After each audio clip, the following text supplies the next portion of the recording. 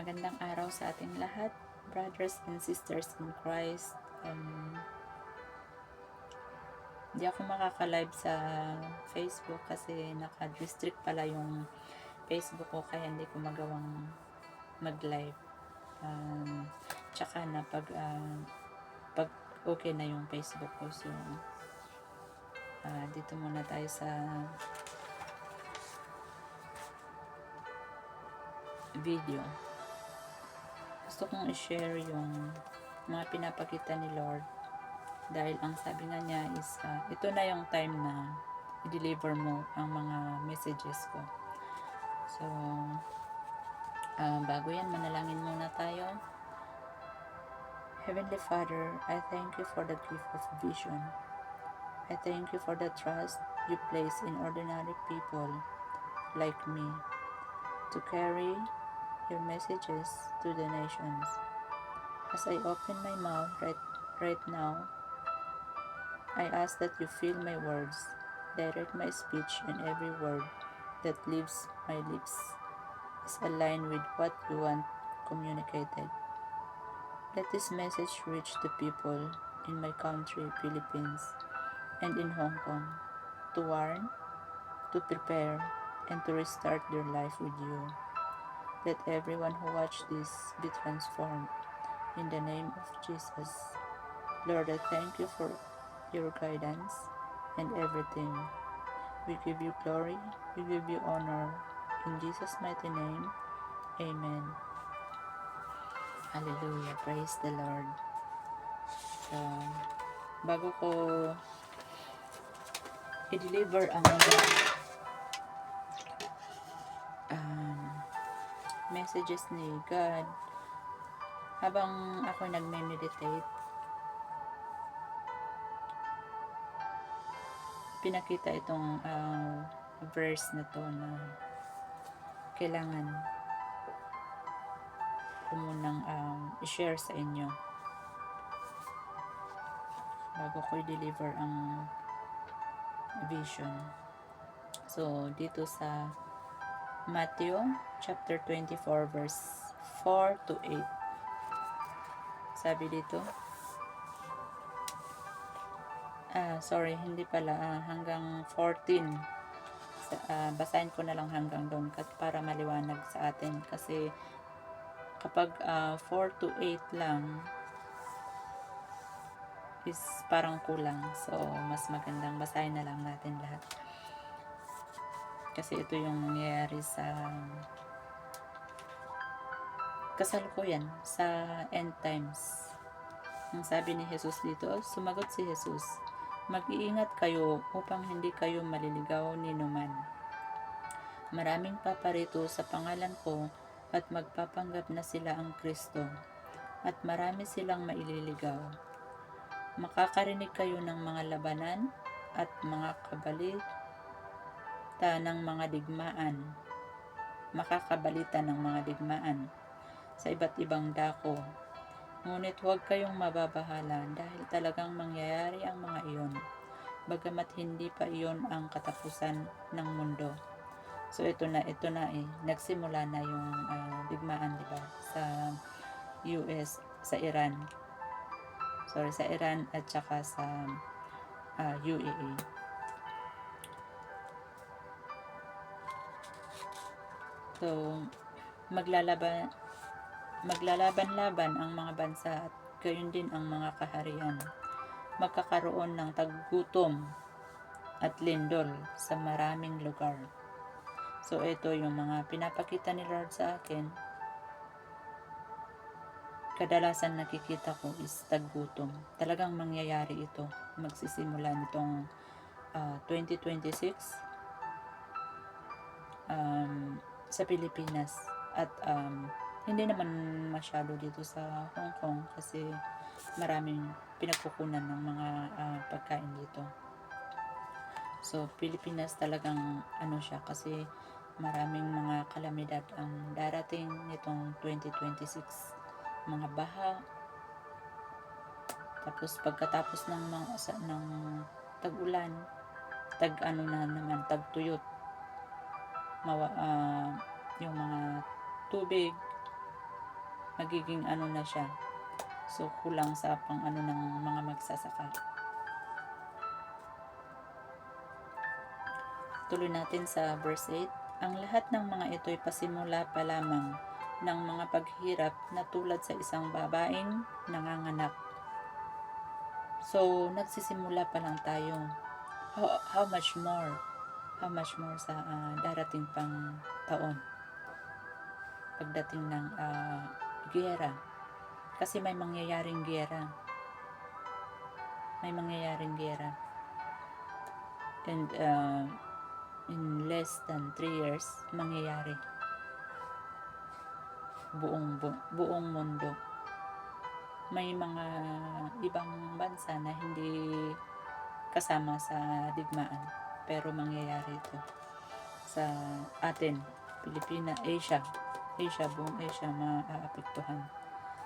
So, sabi sa verse 9, pagkatapos ay kapupuutan kayon lahat dahil sa inyong pagsunod sa akin. Isasakdal kayo upang pahirapan at patayin. Nangyayari na ito sa mga iba nating mga leaders na talagang sumusunod kay Jesucristo. Pinapatay sila, kinukulong. So, ito yung mga sign na talagang nasa end times na tayo. Tuloy natin sa verse 10. At dahil dito'y marami ang tatalikod sa kanilang pananampalataya, mapupuot sila at magtataksil sa isa't isa. Oh, hallelujah. Sana hindi mangyari to. Sana hindi mangyari to sa atin, lalo sa Pilipinas. Kaya dapat talaga nating ipangaral yung salita ng Diyos. Kasi kailangan natin na magsama-sama na ipanalangin ang isa't isa para magiging matatag tayo. Kasi kung ngayon na ano pa tayo kay Kristo, mainit tayo kay Kristo, how much more pag darating na yung araw na talagang napakahirap. So, kailangan natin ng strong faith kay God. Lagi tayong magbasa ng Biblia, more on prayer. So, sa verse 11, marami ang nagpapanggap na propeta at ililigaw ang mga tao. Marami yan ngayon. Kaya dapat nating i-discern kung yung mga pinapanood natin, nakikita natin, we have to discern. Kasi may mga taong propeta na akala natin is kay Kristo. Pero yun pala is ginagamit ang pangalan ni Jesucristo para manlinlang sa mga tao. Kaya dapat andun yung discernment natin. Discernment of the Spirit. Para hindi tayo mailigaw. At more on Bible tayo. Para hindi tayo maligaw, magbasa tayo ng Biblia. Kasi ang Biblia talaga, hindi ka ililigaw. Pagkus nilalapit ka sa Panginoon. Hallelujah. So, verse 12, lalaganap ang kasamaan, kaya't manlalamig ang pag-ibig ng marami. Nakakatakot, no? Sana hindi mangyari to sa atin.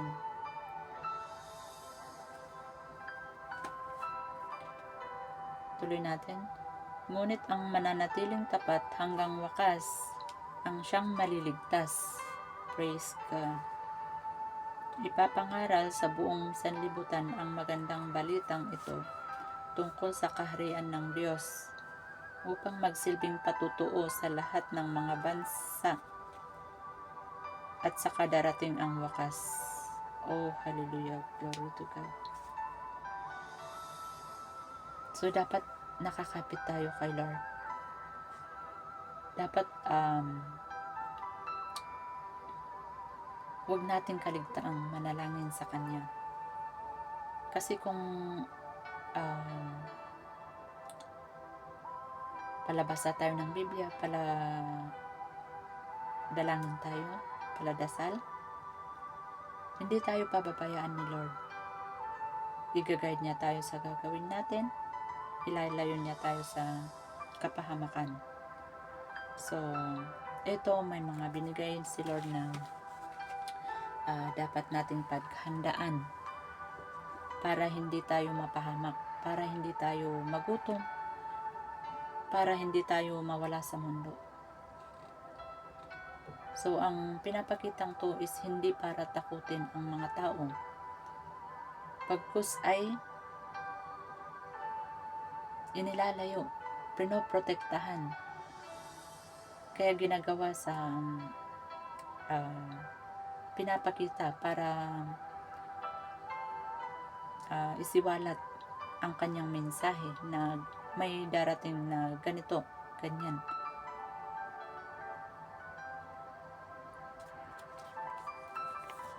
So, yung hindi nakakaintindi sa mga nakikita sa mga propesiya is natatakot sila. Pero dapat hindi tayo matakot. Dapat dito maging ano tayo, maalalahanin para maprotektahan tayo, para paghandaan natin. So, ito yung number 1 is ito yung nakikita ko noon pa, yung nung bata ako, wala akong less than 10 years old ako noon. At wala pa kaming TV noon. Hindi ko alam na may TV. Kasi nga, ang buhay natin noon is yung nakaranas doon sa kabundukan is yun lang. Walang mga TV doon, mga gadget, wala noon. So, naginip ako ng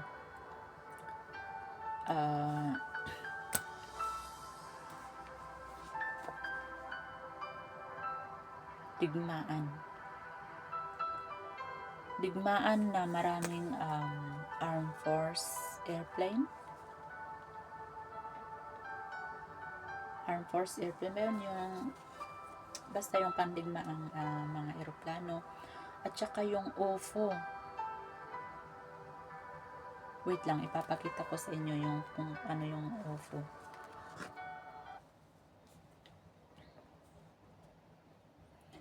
UFO. Picture.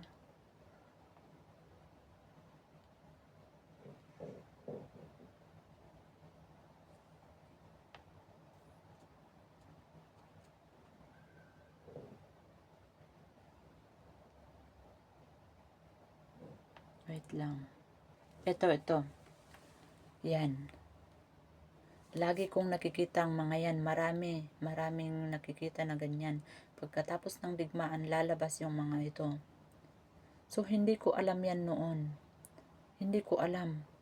Bakit nakakatakot naman? Sabi ko, nakakatakot naman. Ano yun? Natatakot ako noon kasi wala naman akong pinapanood na mga pelikula, pero bakit nakikita ko yon? And then, binaliwala ko lang yon. And then after that, nasa 20s ako, nakita ko uli yon, na naginip uli ako ng digmaan. Iba yung digmaan na nakita ko doon sa Envision sa Marawi noon. Iba yon, mas marami pa, at saka malawak siya. Noon nakikita ko is mga building na malalaki, tapos mga yung bahay na nagkadikit-dikit na hindi ko pa nakita sa Pilipinas noon. So, ngayon alam ko na dito sa abroad yun mangyayari. At saka iba't ibang bansa yun. And then, nitong nakaraan lang, pinaalala ni Lord sa akin na naginip ako. Pinaalala. And then God is talking to me in my dreams. Na ganun uli. Nakita ko yun. And God said, it's your time, my child, to reveal, to deliver it to the people. So, habang nakikita ko ang mga yun, pagkagising ko, I just know. Nalaman ko kaagad na iyon is digmaan. Kasi maraming mga pagputok, mga pagsabog ng mga bomba, mga apoy. Grabe. Tapos hihiyawan yung mga tao, tumatakbo. Hindi lang sa panaginip ko nakikita yan. Kung nagbabasa ako ng Biblia, nagpipray ako, and I just close my eyes, makikita ko talagang mahirap ang dadanasin ng buong Asia pagdating ng World War III. Kailan ito mangyayari?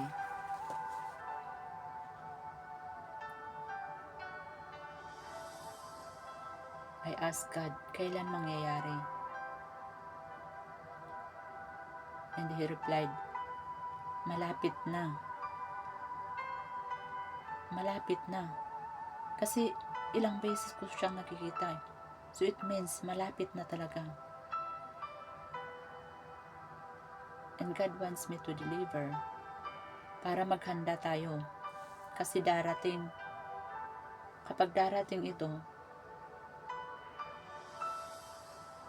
yun, papasok ang kakulangan ng mga pagkain. Kasi hindi maka-export, maka-deliver ng mga pagkain. So, paano tayo niyan?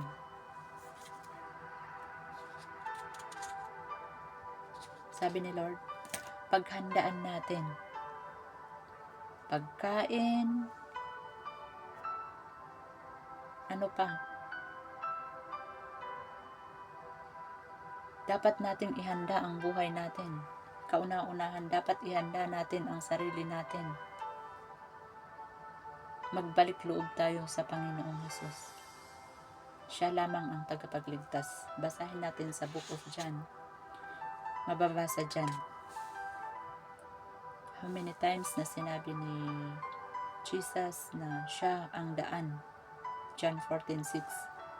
I am the way, the truth, and the life. No one enters the kingdom of the Father except through me. Sabi ni Lord Jesus. So, dapat tayong maghanda. Ihanda natin ang kaluluwa. Kasi hindi natin alam ang mangyayari sa darating na digmaan. Kung mabubuhay ba tayo or matatamaan ba tayo ng mga hindi natin alam. That's why God told that we need to be prepared. Kasi anytime na mangyayari yon, mawawalan ng internet, mawawalan ng kuryente. So babalik tayo sa buhay noon. Kung sino yung mga nakaranas yung 1990s and below, ang nakaranas ng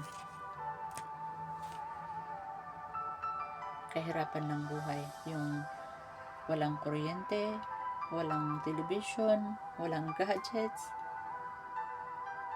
So, babalik tayo dun after the war. Kung buhay pa tayo. So, ano yung dapat nating gawin ngayon? Ito yung sinasabi niya sa verse 14, ipangaral sa buong mundo, sa sanlibutan, ang magandang balita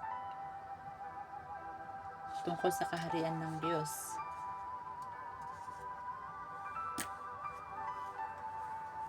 Kapag itong magandang balita ay naisiwalat na sa buong mundo,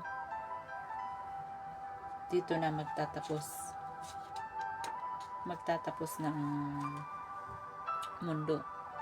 Kasi sabi dito, at saka darating ang wakas kapag naipangaral na ang magandang balita. So, number 2 na nakikita ko is strong wind in Hong Kong.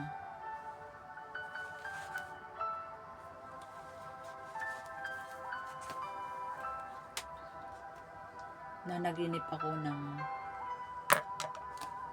parang totoo siya. And ito lang yung panaginip ko na mahaba. Ang haba ng panaginip kong to. Kasi sa nakikita ko talagang parang totoo siya na naglalakad ako na nakikita ko yung mga, alam niyo yung mga building na basta na lang natatanggal yung mga salamin ng bintana, tapos nahulog yung mga tao.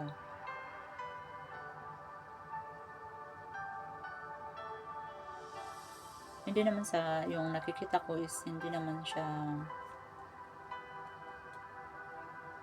siguro ganun as in na mangyari. Pero binabalaan tayo ni Lord na darating ang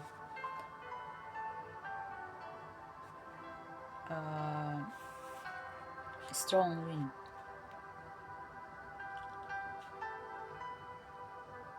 Bagyo. Malakas ang hangin nito eh. Kahit kunti lang ang yung ulan, kung malakas yung hangin, mas lalo sa mga ng New Territories at saka yung mga malapit sa seaside, matatamaan ang mga salamin ng building.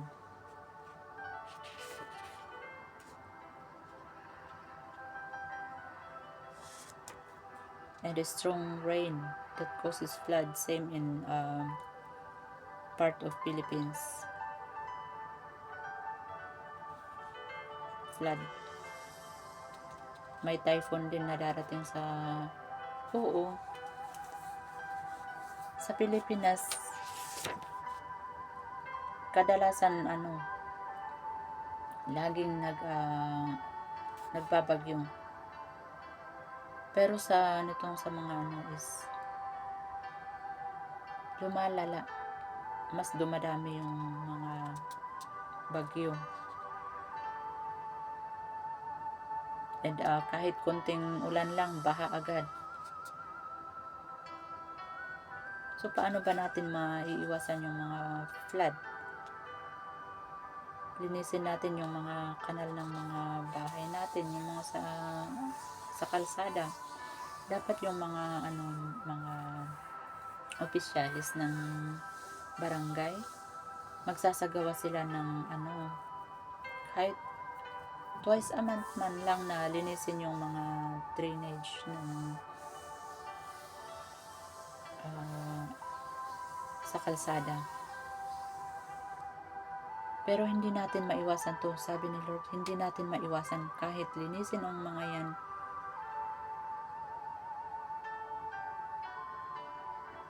Hindi natin maiwasan.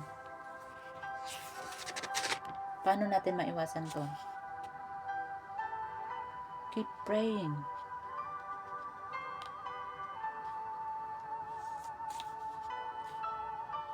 Ask the guidance and the protection of the Lord. Pero bago yan, before we ask, we need to confess our sins to the Lord Jesus. para masagot ang ating mga prayer, we need to confess deep in our heart. Kailangan buong puso tayo, magbago tayo. And after that, lahat ng dalangin mo, masasagot ni Lord. Ibibigay ka agad or di kayo madelay, pero sasagutin yan in the right time.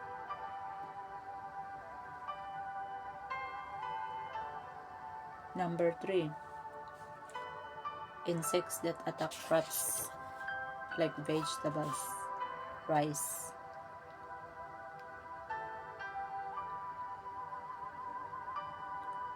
Nakikita ko na mas dumadami yung mga insects na dumadapo sa mga crops, mga palay, at yung mga gulay na alam nyo yung maraming mga bug na umaatake sa mga gulay, tapos nasisira yung gulay, hindi siya presentable para maibenta. Dadami yun.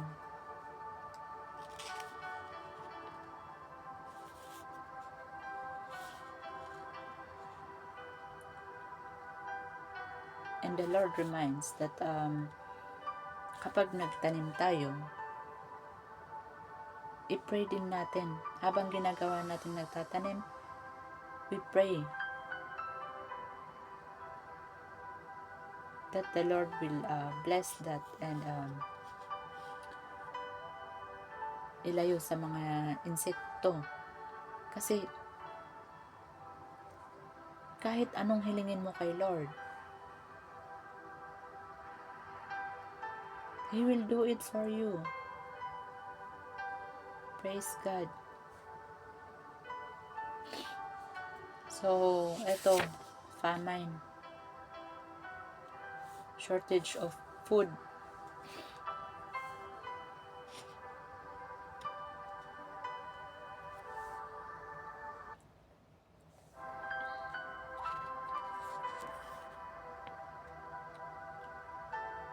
Start nitong 2026 sa Pilipinas. Talagang pakunti ng pakunti ang mga gulay sa mga lungsod. Kasi sa mga landslide, hindi makadeliver yung mga taga-highlanders ng mga gulay sa lowlanders. Ano ang dapat nating gawin sa mga nagtatanim?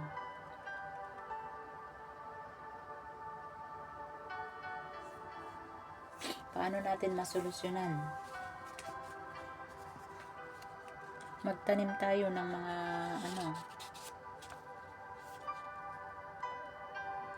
mga pansari, pang pamilya.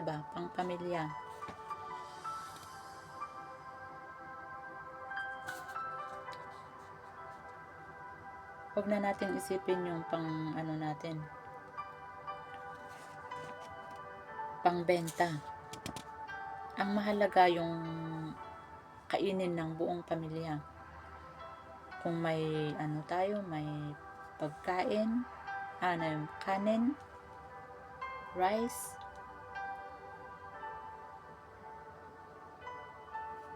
mga gulay, ano-ano ba yung mga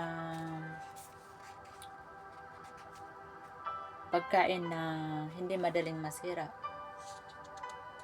This the Lord revealed to me ang kailangan nating paghandaan. Simula nitong 2026, maghanda tayo. Magtanim ng palay. Ipunin yan. Kasi sa darating na taon, kapag nangyari ang giyera, may kakainin tayo.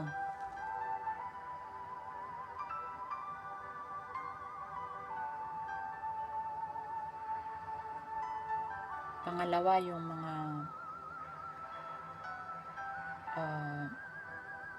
ang tawag ba rin? root crops. Ano ba yung mga root crops? Yung mga kamote, kamoteng kahoy, ano pa, patatas. Madaming mga root crops ang pwede nating itanim. Yung mga nasa lungsod, pwede tayong gumawa ng, yung alam niyo yung bucket ba? Tapos lagyan natin ng ano, pwede tayong magtanim doon.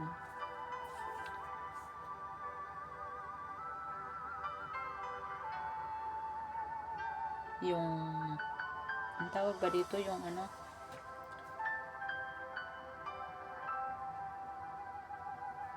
oh, Holy Spirit, help me, help me, help me. Wait lang, ay, search ko.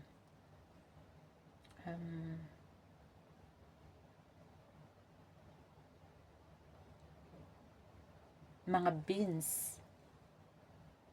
Mga beans.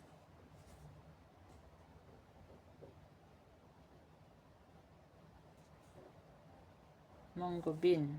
Wait lang. Mga beans, mga peanuts. Yung mga ganito ba? Yung pwede natin kainin na, pwede natin i-stock na, ano, na,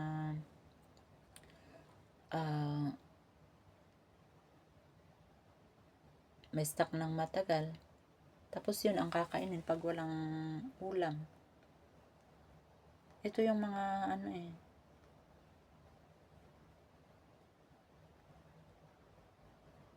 mga kinakain namin noon. Yung lola ko noon, lulutuin yan. 1 oras, ganun. Kasi bihira lang kami makakain ng karne noon. So yung mga yan, maraming klase ng beans na kailangan natin i-stock.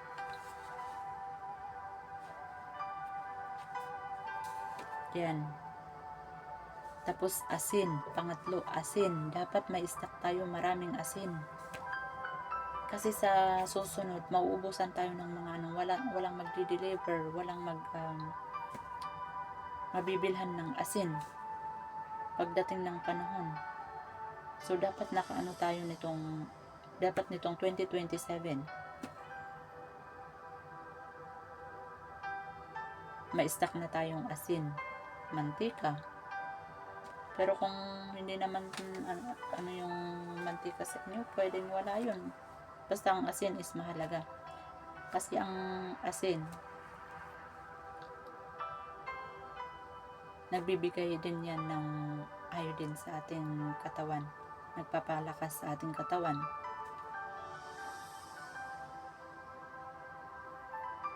Ang beans din, kahit anong klase ng beans, may protina din yan. Kaya kung wala tayong mga karne or mga seafood, pwede yan as a substitute of protein. So yung mga yon, palay, and then beans, and then asin, mantika, oil. Ano pa? Solar.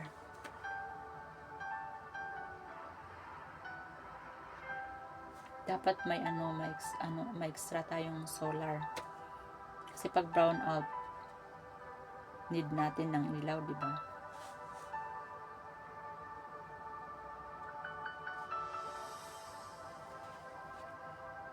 Hallelujah. So yun, yung mga dapat nating paghandaan. Yung mga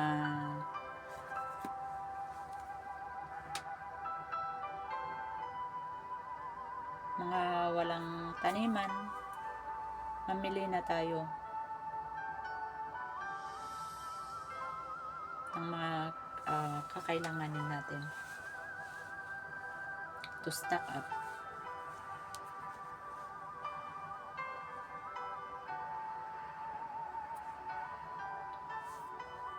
para pagdating ng mga kalamidad, may mahugot tayo. Kasi kapag ang nasa isip mo na tsaka ka bibili kapag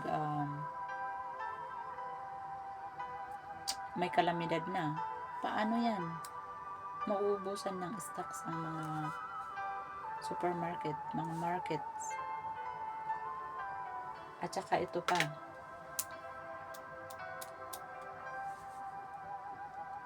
pala, after ng digmaan,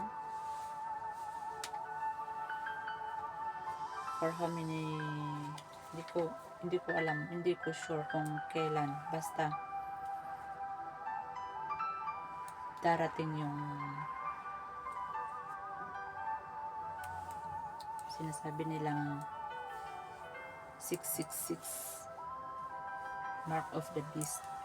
Sa nakikita ko, ano siya, tatatakan nila yun. Sa nakita ko is nakalagay dito yung namarkahan sila ng 666, pero hindi yan, hindi yun. So dapat alamin natin yung mga paano nila ginagawa yung mga marka ng 666 na yan. So ngayon pa lang mag-research na tayo, maging alerto na tayo, kasi sa susunod is yung mga internet natin is hindi na siya gaanong malakas, lalo sa Pilipinas, sa nakikita ko in the future, this coming 2028. So alam niyo ba yung kanta na I Don't Know About Tomorrow? Kinakanta ko yun kanina.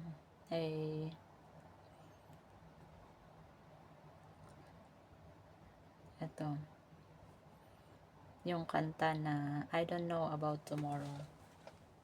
So parang ito yung mensahe ng shinare ko, na hindi natin alam ang kinabukasan natin, ang hinaharap. Pero thanks God, kasi nire-reveal niya sa atin para makapaghanda tayo. Pero hindi lahat is sinasabi. Yung mga mahalagang bagay ang pinapakita para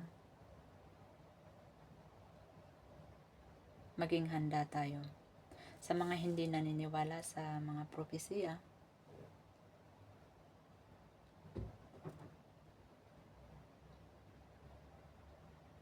hindi namin pinipilit na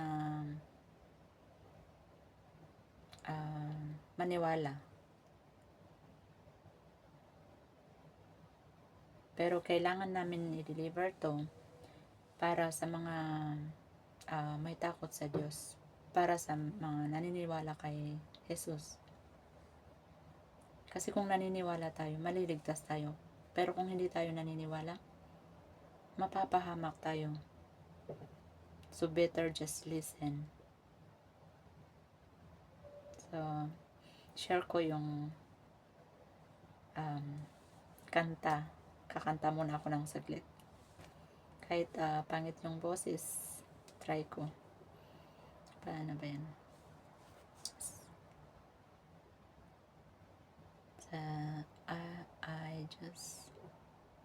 I don't know about tomorrow. I just live from day to day. I don't know about tomorrow. Wait lang. Napunta agad ako sa sa chorus. Wait lang, ulitin. I don't know about tomorrow. I just live from day to day. I don't borrow from its sunshine, for its skies may turn to gray. I don't worry o'er the future, for I know what Jesus said. And today I walk beside Him, for He knows what is ahead. I don't seem to understand, but I know who holds tomorrow. So, yun lang. Maraming salamat sa atin at magandang gabi, mga kapamilya, mga brothers and sisters kay Kristo. Mabuhay tayong lahat and God bless us all. Shalom, shalom.